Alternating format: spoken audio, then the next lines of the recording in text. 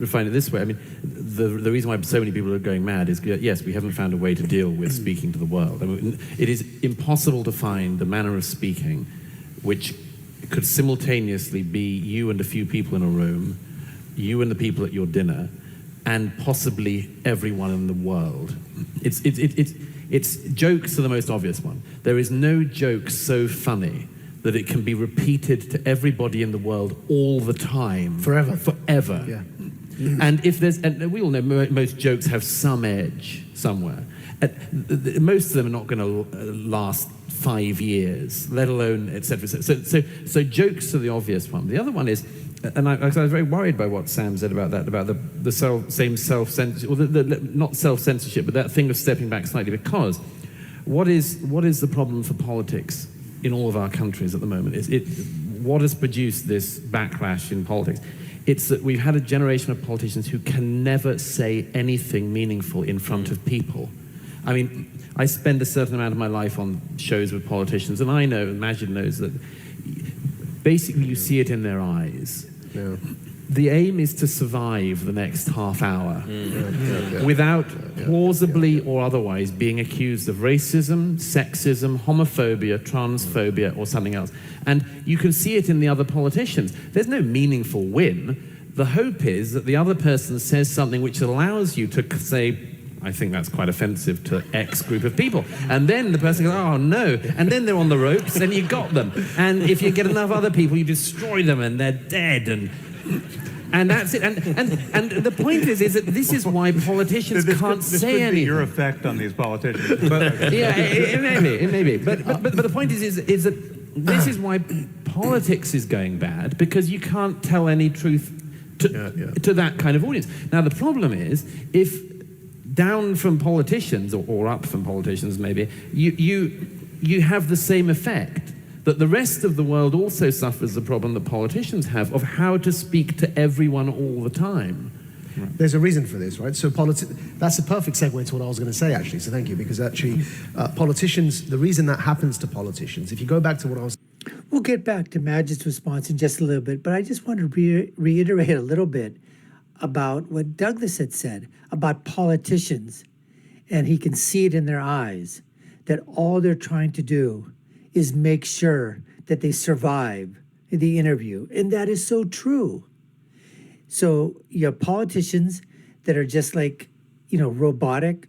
Hello, I am, for you, yes, no, maybe, hello, goodbye, this, that, the other thing. I mean, it's all robotic. They've got cue cards. You see them on the debate stage. It's the same old answers. They don't answer the question that's given to them. They go off on their own talking points. And then you have somebody like Donald Trump comes around and he says it exactly like it is. Like the guy sitting at the bar looking at the TV screen and going, that's full of crap. That's really shitty. That's just a bunch of bullshit. That's just BS. I don't like that. You can't force me to do that. I like this. I don't like that. That sucks. This is good. And you've got Trump that comes out there and just says it like it is. And yes, sometimes it's a little crude around the edges, but then it's damned if he does, damned if he doesn't. Some people, they love his tweets because it gets, so many hits, they get advertising, the news stations love it. But at the same time, they criticize the way that he delivers. That's his way of delivering. That's his oratorical speech. That's the way he communicates. People love it. Others don't. We don't give a crap. All we want to do is have somebody. He's the same way in front of the teleprompter, in front of the TV, as he would be sitting down in front of you, telling you exactly what you want to hear. You may not want to hear it. but he's still going to tell you to it anyways, in his own way, his own method, his own instinct. And he's got a political gut that is absolutely incredible, that can read the minds of the crowd, that can read the pulse of a nation, can read the pulse of the people that's there for. So when Douglas is talking about, that's 99.99% of all the politicians out there, where are the eggs at? Oh, I don't want to step and crack an egg. No, we don't want to do that. Where's the minefield at? Maneuver around there. And Trump just go bulldozes, mine, egg crack, egg crack, egg crack. So what? Looks behind. So what? Moving on forward. Anyways, let's get to Majid and his response. But before we do, just want to let you know you're watching the Dr. Nasir Shaikh Show. I'm your host, Dr. Nasir, and this is what we have on tap for you folks. More of Douglas Murray and the discussions that he has with some of the other intellectuals, the conservative intellectuals down in Australia at this conference. And basically, we're going to get to that right now. About everyone speaking to their audience and worrying that their audience will turn against them online. Well, if you think about that with your social media followings and not wanting to lose followers and not wanting the mob to turn against you on social media, politicians have for a long time been living that because we live in democracies.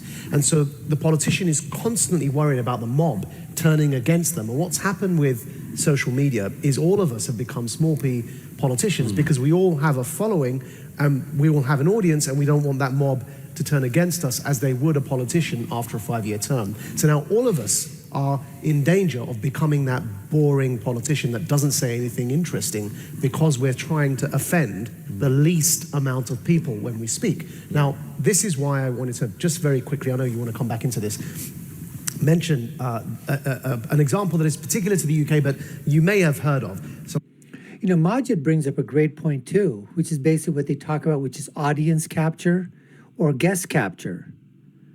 And look, I believe that you've got to say what you feel. Now, there are some ramifications for that.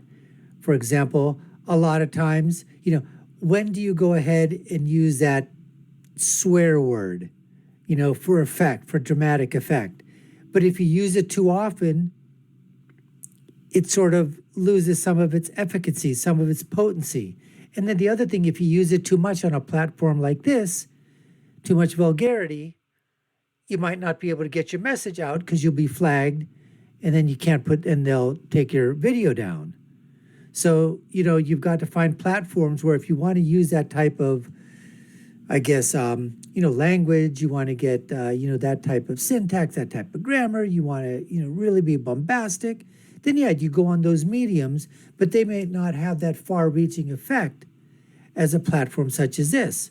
But then, like I said, in terms of your audience, you want to present them with what? Material that they're interested in, conservative talk. And that's what we try to bring you here at the Dr. Nasir Shaikh Show.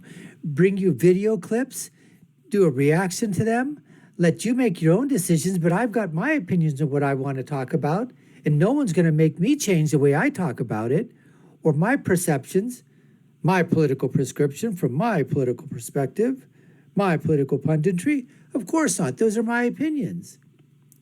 Now, that's audience capture. Of course.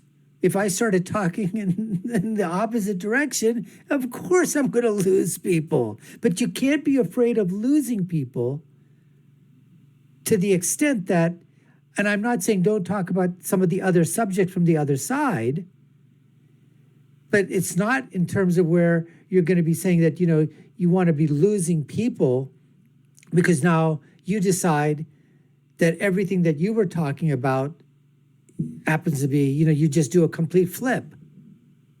That's just something different. And then guest captures for those shows or for those entities that are having a bunch of guests on. And the whole idea that you hear from the left now is, oh, those aren't really leftists that are coming on conservative talk shows. They were never really left. Like Dave Rubin was never really left.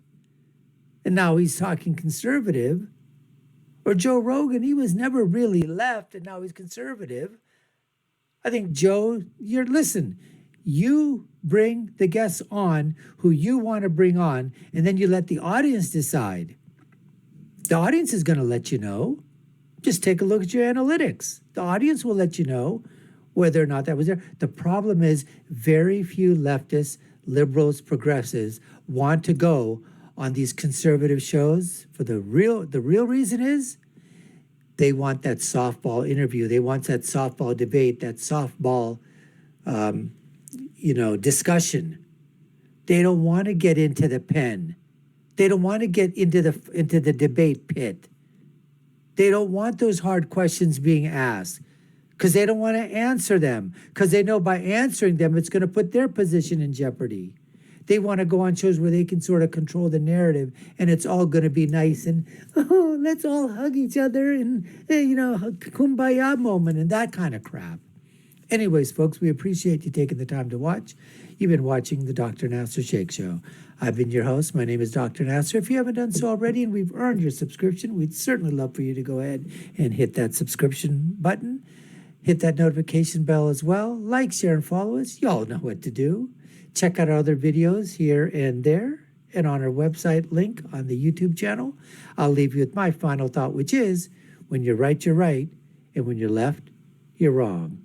Until next time, folks, take care and stay safe.